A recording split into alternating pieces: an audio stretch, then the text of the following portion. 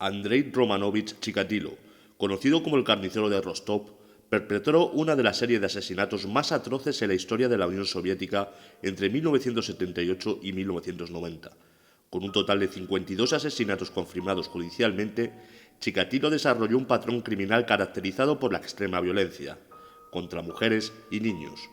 Su caso revela no solo la psicología de un asesino en serie, sino también las complejidades del sistema judicial soviético durante una época de transformación política. La biografía criminal de hoy examina detalladamente sus orígenes, motivaciones, crímenes, captura, juicio y resolución final de uno de los casos criminales más notorios del siglo XX.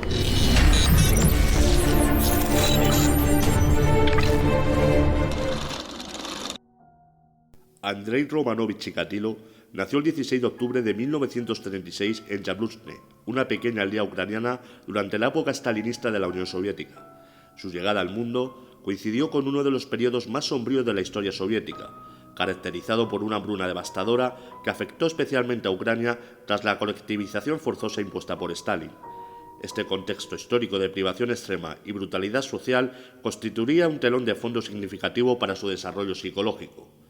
La infancia de Chikatilo estuvo marcada por relatos perturbadores que su madre le contaba, siendo particularmente impactante la historia sobre su hermano Stefan, que supuestamente fue raptado, desollado y devorado por campesinos hambrientos. Esta narrativa, aunque nunca confirmada objetivamente, tuvo un efecto profundo en el joven Chikatilo, generando una obsesión con el canibalismo que permanecería latente durante décadas hasta manifestarse en sus crímenes. El entorno de escasez, miedo y brutalidad normalizada probablemente contribuyó a distorsionar su desarrollo emocional y moral. A pesar de estos inicios traumáticos, Chikatilo consiguió una educación formal y posteriormente se alistó en el ejército soviético, donde prestó servicio en las tropas fronterizas soviéticas y el grupo de fuerzas soviéticas en Alemania. Tras su servicio militar, se casó con una amiga de su hermana, estableciendo la apariencia de una vida convencional y estable. Esta dualidad entre su vida pública y sus impulsos internos comenzaba ya a manifestarse, sentando las bases de lo que más tarde sería una existencia dividida entre el respetable profesor y el brutal asesino. Chikatilo presentaba una personalidad marcadamente dual que desconcertó tanto a quienes lo conocieron como posteriormente a los investigadores. Externamente, proyectaba la imagen de un hombre tranquilo, trabajador y educado, un disciplinado miembro del Partido Comunista desde 1960 hasta 1984, y un padre de familia aparentemente normal. Esta fachada de normalidad resultó ser una máscara eficaz que ocultaba una mente perturbada, caracterizada por inseguridades profundas, complejo de inferioridad y una sexualidad gravemente disfuncional.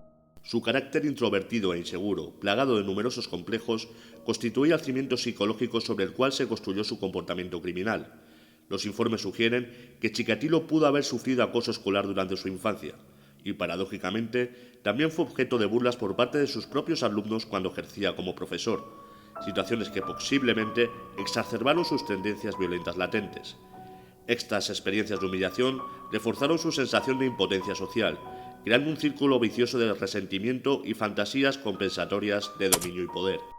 La carrera criminal de Chikatilo comenzó formalmente en 1978, cuando cometió su primer asesinato contra una niña de 9 años llamada Yelena.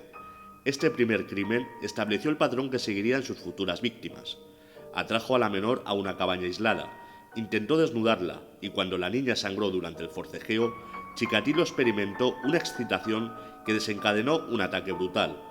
Solo mediante las puñaladas que le asestó consiguió llegar al orgasmo, estableciendo así la conexión fatal entre violencia extrema y gratificación sexual que definiría su modus operandi. Entre 1978 y 1990, Chikatilo asesinó sistemáticamente a 52 personas confirmadas, aunque confesó hasta 56 asesinatos, seleccionando meticulosamente a sus víctimas: 21 muchachos de entre 8 y 16 años, 14 chicas de entre 9 y 17 años y 17 mujeres adultas.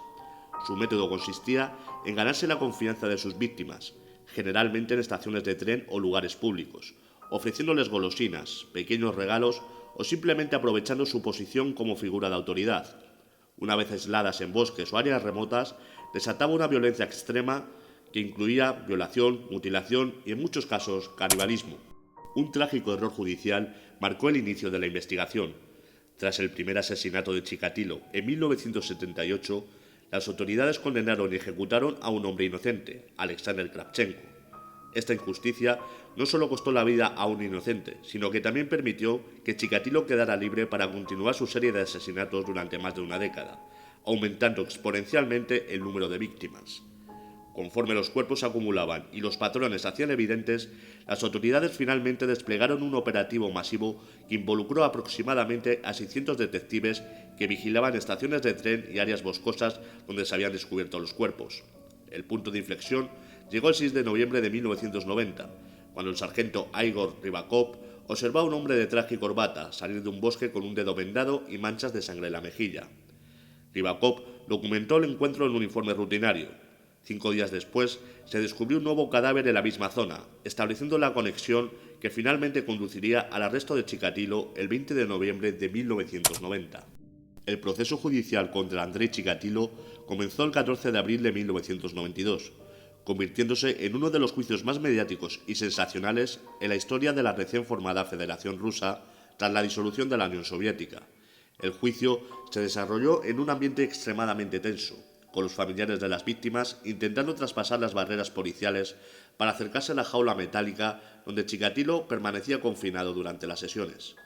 El comportamiento de Chikatilo durante el juicio fue errático y perturbador.